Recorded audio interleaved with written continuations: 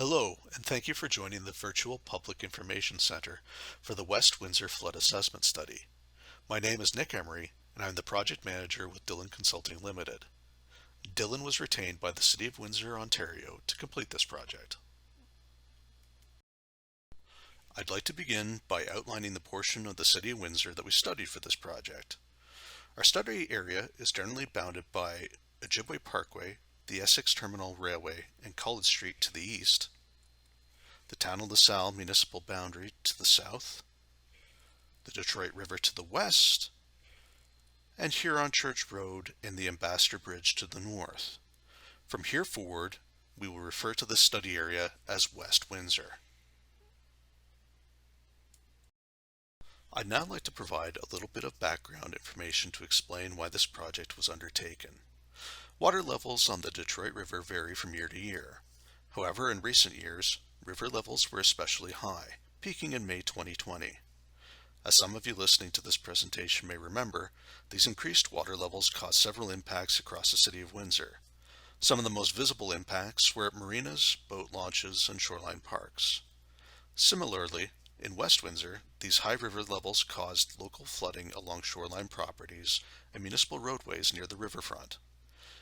This also exacerbated the risk of basement flooding further inland within the West Windsor area.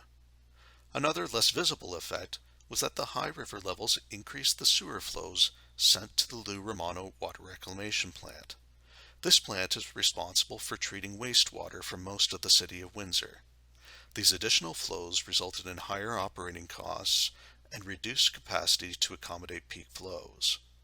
While these recent high river levels were occurring, the City of Windsor was in the process of completing its city-wide sewer and coastal flood protection master plan, which recognized the shoreline within the West Windsor area as being particularly vulnerable to high river levels. Due to this increased vulnerability, the master plan recommended the completion of an additional flood risk assessment for the West Windsor area.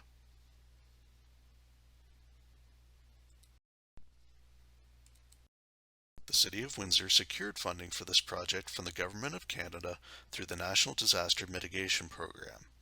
This program was established to reduce the impacts of natural disasters, including flooding, on Canadians. The purpose of this project is to develop a flood risk profile for the West Windsor area. There are three main objectives that this study will accomplish. The first is to identify the impacts of extreme Detroit River levels on the West Windsor area, particularly focusing on how the increased levels impact surface flooding of properties and streets, inflow to the local sewer system, and local basement flooding. The questions we're trying to answer with this first objective are: where in West Windsor do high river levels cause flooding or other impacts, and why does it happen at these locations? The next objective is to identify the effects of high river levels in West Windsor on municipal infrastructure and public assets. For instance, if a road is flooded, how much of a hazard does that present? Is it still passable to traffic? Does it prevent access to property and public facilities? Or is it so severe it prevents emergency vehicles from responding? To put it another way, what are the consequences of flooding in West Windsor? By understanding these consequences, we can prioritize where we need to develop solutions. Which brings me to our final objective, which is to identify and evaluate possible solutions to address the impacts of high river levels. How do we fix the problem? Are the consequences severe enough that we need to develop a solution? Based on the background information and the objectives that we've just outlined, this project definition was developed to help guide the completion of the West Windsor Flood Risk Assessment. Extreme Detroit River water levels present a flood risk to the West Windsor area. Under changing climate conditions, both the frequency and magnitude of extreme river levels are likely to increase. Furthermore, extreme river levels combined with other extreme weather events may exacerbate known flood risks.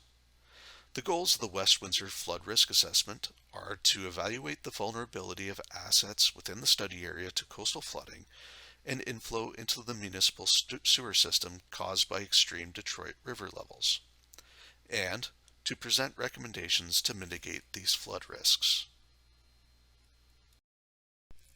Equipped with that project definition to guide us, the project team then set out to complete the West Windsor flood assessment using the following process. Our first step was to identify the critical assets within West Windsor that need to be protected from flooding. Next, we completed a flood assessment to identify flooding locations and to examine the role that high river levels have in contributing to this flooding. Then, we completed a flood risk assessment using the PIVC protocol to identify which assets in West Windsor are susceptible to flooding under high river levels, and to develop risk scores for each of the affected assets. Finally, guided by the risk scoring in the previous step, we developed solutions and recommendations to address flooding at assets where unacceptable impacts are likely to occur. I'll be explaining each of these steps in further detail as we work through the rest of this presentation. Our first step was to understand the types and locations of assets within the West Windsor area that need to be protected during periods when the Detroit River water levels are extremely high. The first category of assets that we identified was municipal infrastructure. This includes the Romano water reclamation plant, which treats wastewater from the City of Windsor so that it can be safely released to the Detroit River. The upstream sanitary sewers that convey wastewater to the Romano plant. When I talk about sanitary sewers, these are the pipes that take wastewater away from your home whenever you take a shower, run your tap, or flush your toilet. The next municipal infrastructure items are storm sewers. These pipes collect surface runoff from rainstorms and snowmelt and convey that water to either an open channel, a roadside ditch, or directly to the Detroit River. A combined sewer system services much of the residential area within West Windsor. These are typically older systems that collect both sanitary and storm flows and convey them to the Romano water reclamation plant. These systems also have overflows that spill directly into the Detroit River during severe storm events.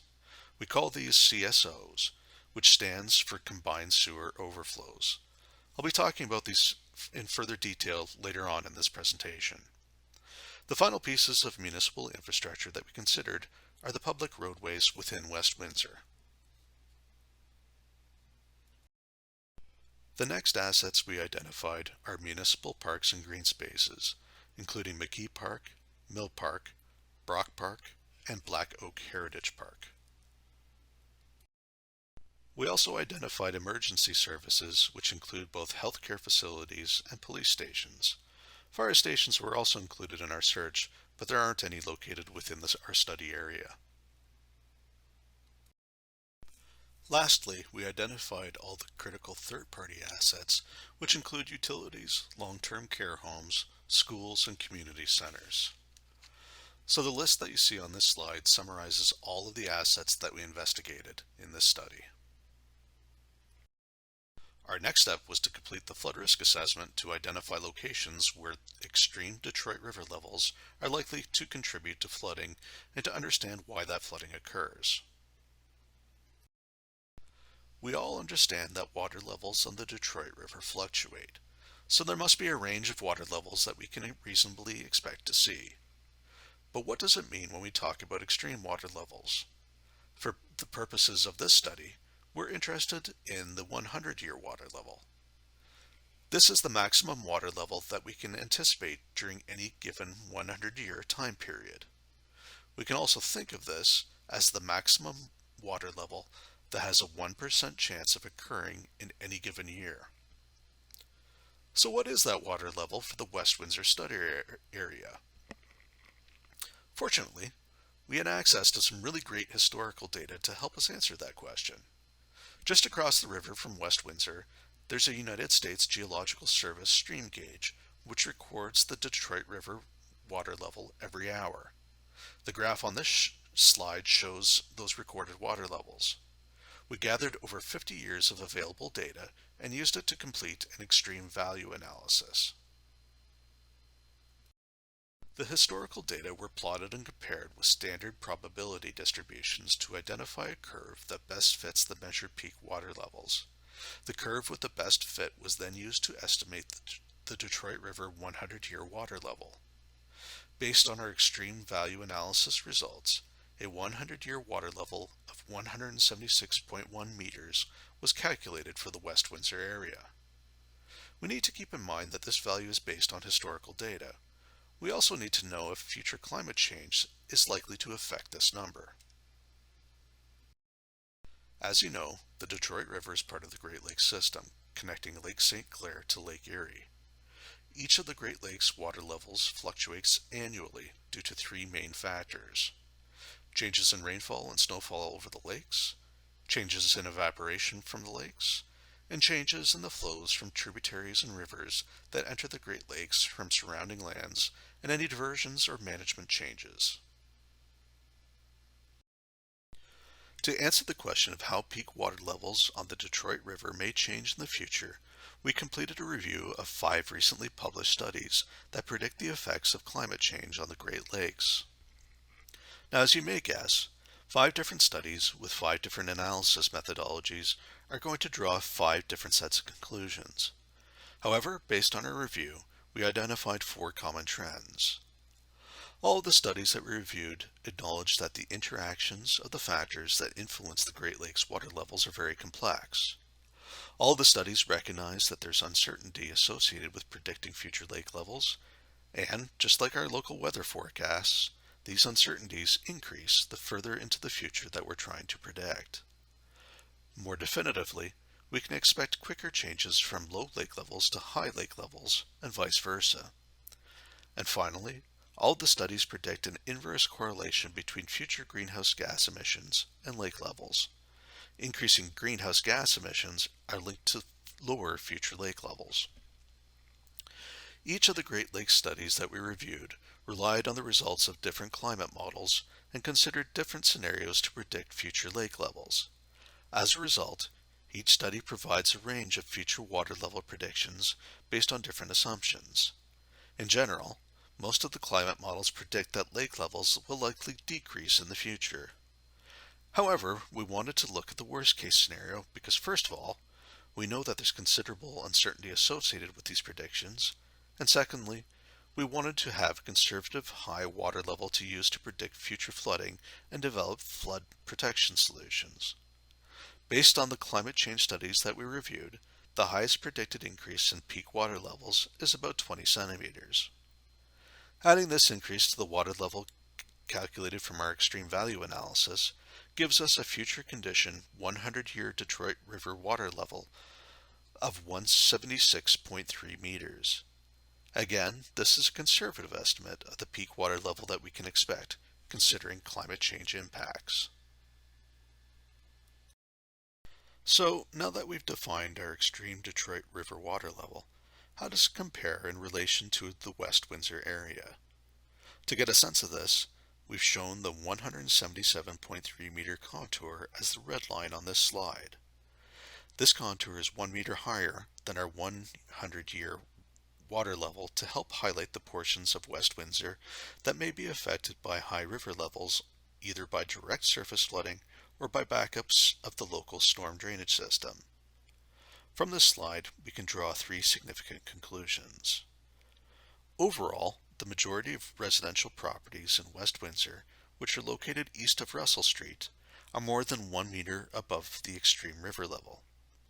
Lands located near the McKee Creek drain are generally less than 1 meter above the extreme water level, and many of the shoreline industrial properties are less than 1 meter above the extreme river level. The next step in the project was to identify where and why flooding caused by high river levels could occur in West Windsor. We used a few different methods to examine this, including a topographic mapping assessment to identify areas below the Detroit River 100-year water level, computer modeling of the city's sewer and drainage networks, and we gathered observations of previous flooding from city operations staff and stakeholders. From this, we identified 4 main types of flooding in West Windsor linked to high Detroit River water levels. The first is coastal flooding, which affects lands that are lower than the 100-year Detroit River level. What we're talking about here is shoreline properties that are directly flooded when the river levels are high. The next impact that we identified is increased flows to the Romano water reclamation plant, caused by river water flowing directly into the combined system through combined sewer overflows that are lower than the 100-year Detroit River level. During the recent period of high river levels, the plant saw a substantial increase in flows because river water is making its way into the City of Windsor's sewer network and getting mixed with wastewater. Basement flooding is also a concern under high river level conditions. Now, basement flooding usually occurs due to severe storm events. While high river levels don't directly cause basement flooding in West Windsor, they can increase the extent and severity of basement flooding by reducing the available capacity in the sewer network during storm events. The final type of flooding that we identified in West Windsor is local surface flooding. This is inland flooding caused by storm events due to limited available capacity in the local storm drainage systems. Similar to basement flooding, this isn't caused directly by high river levels, but they can exacerbate it by reducing the available capacity in the storm drainage system. Over the next few slides, we're going to take a look at where each of these types of flooding occurs in West Windsor. First off is coastal flooding. These are the areas shown in pink on the inset, where the ground elevation is lower than the 100-year Detroit River water level. Working our way along the shoreline from north to south, the assets that are directly affected by coastal flooding include McKee Park, which is important because the City of Windsor is in the process of planning park improvements, HMCS Hunter and the westernmost portion of Mill Street, and portions of the Russell Street ditches. Further south, portions of Russell Street, Prospect Avenue, and Sandwich Street are all lower than the Detroit River 100-year water level. This is a problem because roadway flooding creates a hazard to traffic, it may limit access to properties, and prolonged flooding can damage the roadway structure. It's also important to note that the roadway flooding that we're talking about here can persist for weeks or months depending on river levels, creating a potentially long-term hazard. Another asset that is expected to experience coastal flooding under high river level conditions is Black Oak Heritage Park. The available topography suggests that shoreline flooding will occur and may encroach inland. Lastly, the bottoms of the Morton Drive and Sprucewood Avenue roadside ditches are lower than the Detroit River 100-year water level. We can expect this to reduce the available capacity of the drainage system during severe storm events. The next impact of high river levels that we'll go over is their effect on the flows entering the Romano water reclamation plant. The area shown in yellow on this slide is the Romano plant service area. Wastewater from all the homes and businesses in this area is collected by sanitary and combined sewers and sent to the treatment plant through a huge trunk sanitary sewer located parallel to the Detroit River shoreline. This trunk sewer is shown as the red dashed line on this slide. However, when the Detroit River water levels are high, river water can enter the trunk sanitary sewer at each of the combined sewer overflows. As you can see, there are quite a number of CSOs located both within and upstream of our study area that contribute to this problem. Our next slide illustrates how CSOs allow river water to enter the City of Windsor sewer system in a bit more detail. The graphic on the left shows how CSOs operate during dry weather conditions under normal river levels.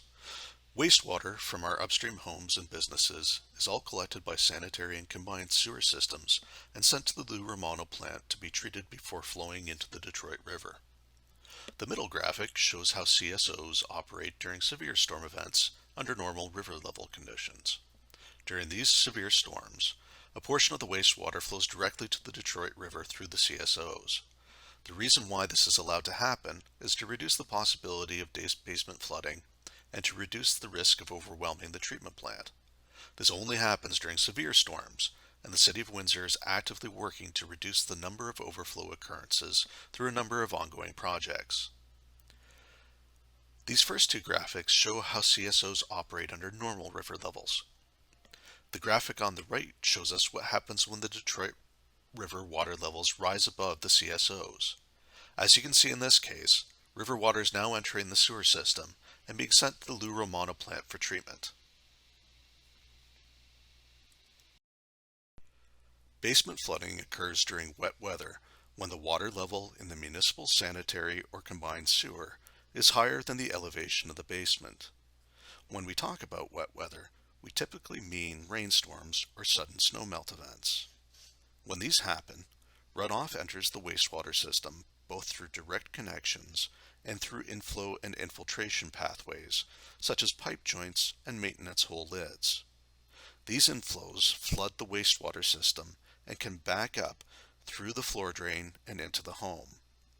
The risk of basement flooding is increased by extreme river levels because, as we showed on the last slide, a portion of the capacity of the wastewater system is being used up by river water. The portions of West Windsor that may be at most risk of basement flooding are the areas serviced by combined sewers, shown in purple on this slide.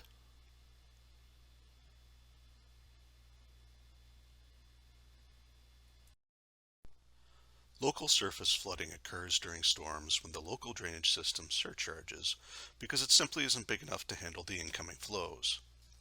When we use the word surcharge in these cases, what we mean is the peak water level rises above the maximum design level in the drainage system. For a storm sewer, this is when maintenance holes begin to flood, and for a ditch system, this is when the water level rises above the top of bank. High river levels can exacerbate these local flooding conditions by reducing the available capacity of the local storm drainage system. Based on our flood assessment of the West Windsor area, Morton Avenue, Sprucewood Avenue, Maplewood Drive, Ojibwe Parkway, Sandwich Street near McKee Creek, Russell Street, and Riverside Drive may all experience surface ponding during wet weather events.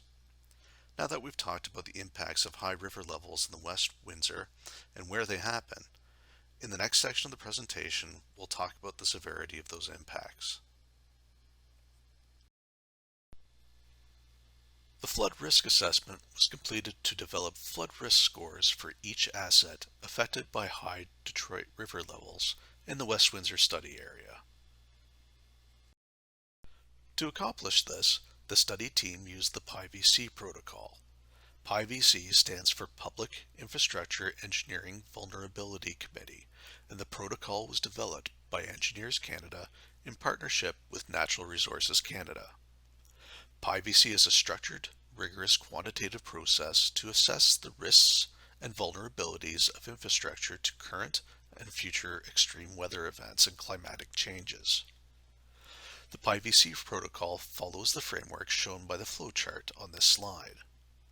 First, a project definition is developed which requires an assessment and finalization of project parameters, including the identification of infrastructure for assessment and determination of assessment scope.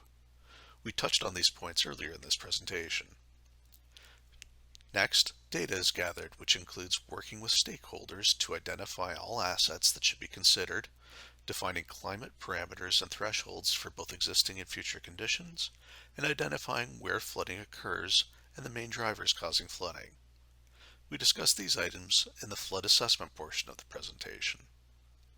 In step 3, a risk assessment is completed to determine what assets are impacted by flooding and assigning a risk score to each asset. We'll be talking about this over the next 2 slides. Following the risk assessment, an engineering analysis was completed to develop and evaluate solutions. We'll be talking about these a little bit later in this presentation. And finally, conclusions and recommendations are developed. Our next 2 slides will be focusing on step 3. Using the PIVC protocol, the study team calculated a risk score for every asset that was identified in the West Windsor area. As this equation shows, the risk score is the product of 2 components. The first is the probability of flooding occurring at the asset. The second is the severity of the consequences of flooding on that asset. Those consequences may range from a minor temporary nuisance to the need to repairs, or, most extreme, the complete loss of the asset. The range of resulting flood risk scores is summarized in the following table. Each asset was assigned a level of risk based on its flood risk score.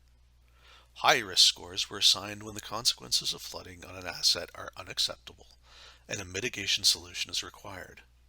Medium risk scores required monitoring and possible solutions. Low risk scores are acceptable.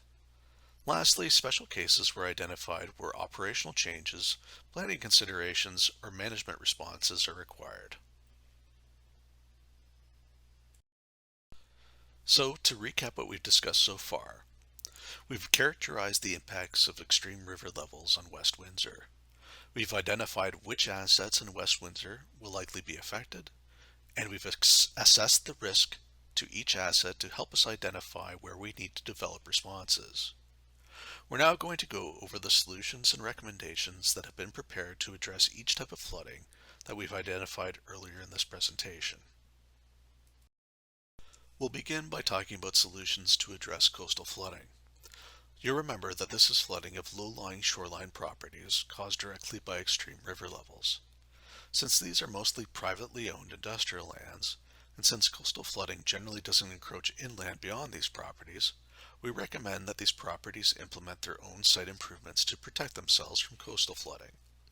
This will give individual shoreline property owners the flexibility to select measures that meet the specific needs of their operations. Site owners can consider both temporary and permanent coastal flood protection measures during periods of extreme water levels.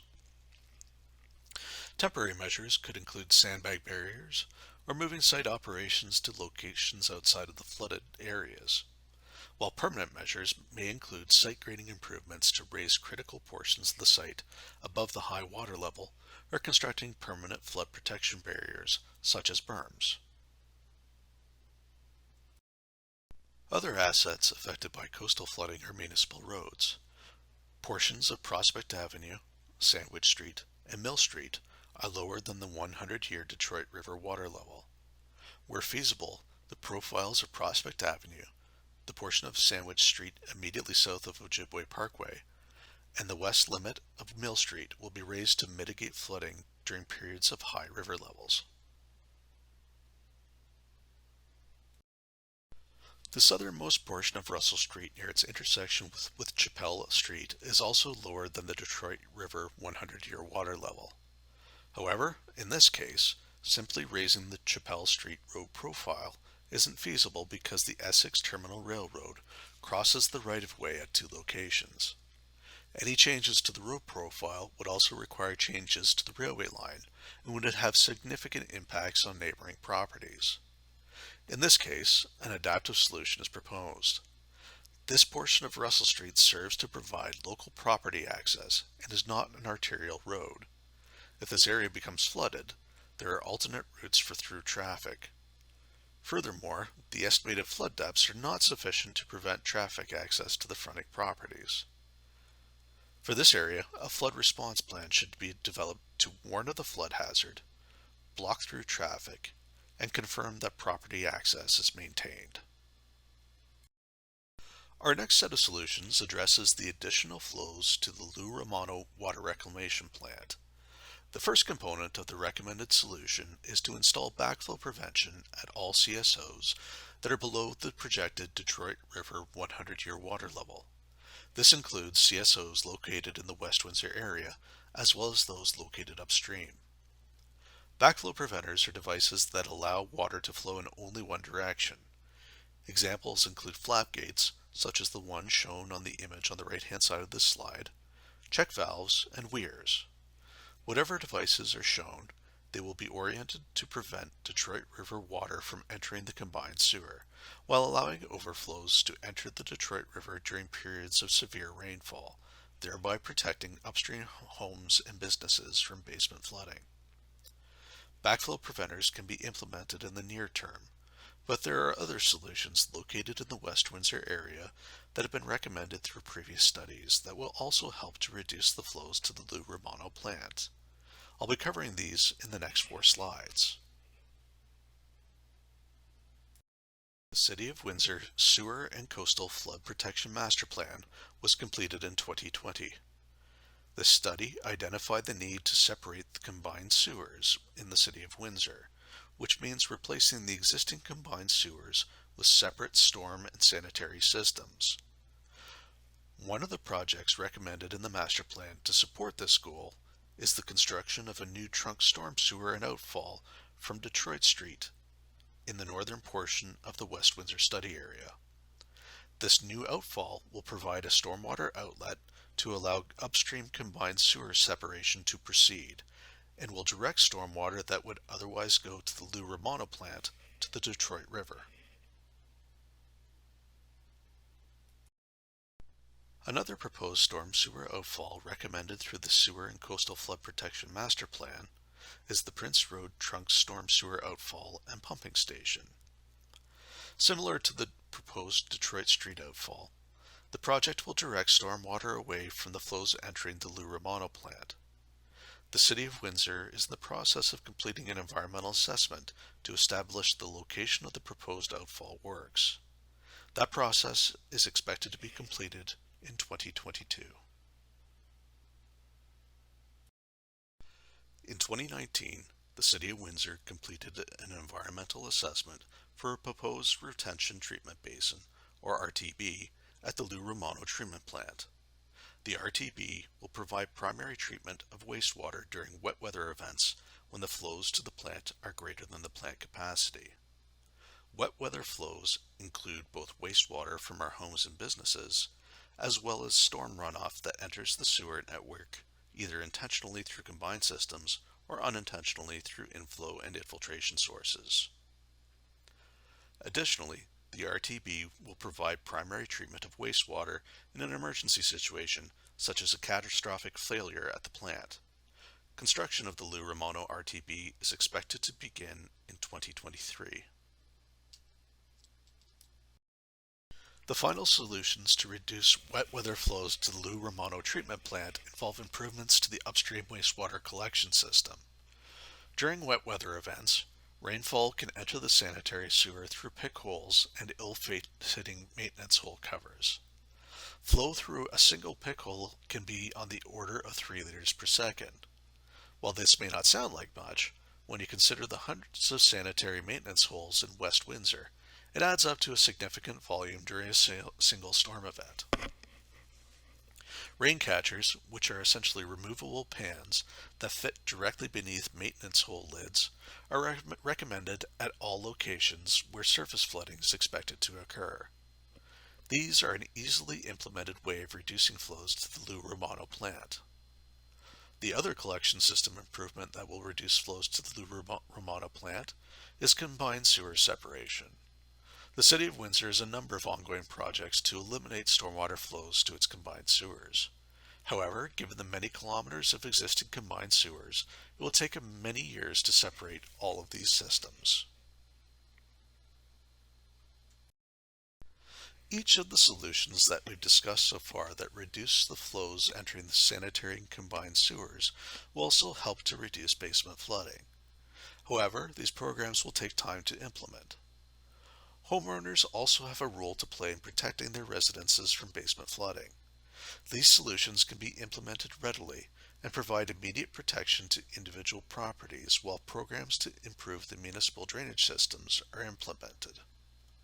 Examples of home improvements that can provide flood mitigation include disconnecting downspouts from foundation drains and directing them instead to the ground surface, disconnecting foundation drains from the private drain connection and directing them instead to a sump pump, installing a backflow preventer to prevent wastewater backups into the home, and providing separate private drain connections, one for sanitary flows and one for storm flows.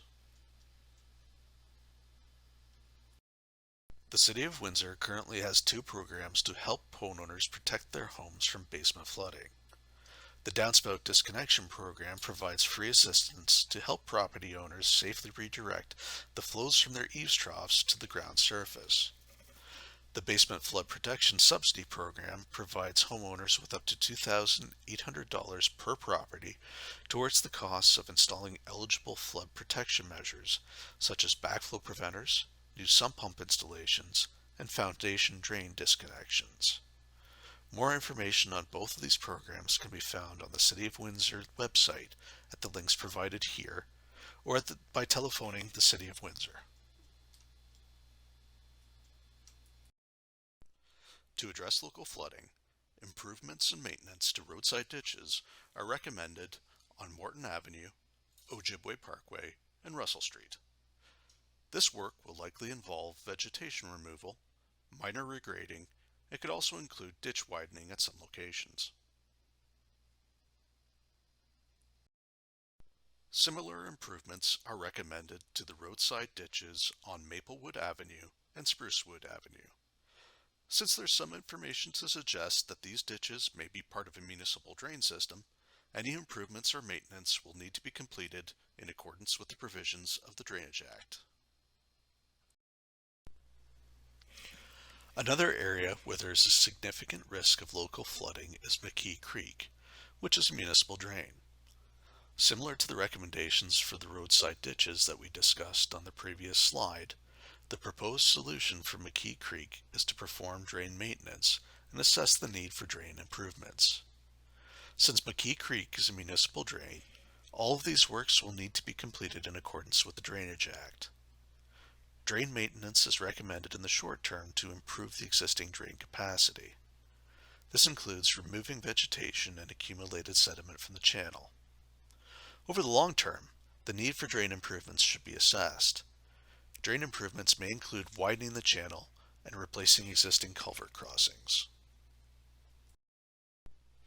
As we've already mentioned, combined sewer separation has a significant role to play to address flooding in West Windsor. By providing storm sewers in areas currently serviced by combined systems, the depth and frequency of roadway ponding during severe storm events will be reduced. I'd just like to remind you that this is a long-term solution that will take time to implement in West Windsor.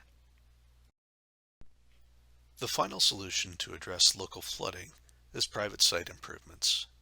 These are measures that property owners can implement to reduce the risk of surface flooding.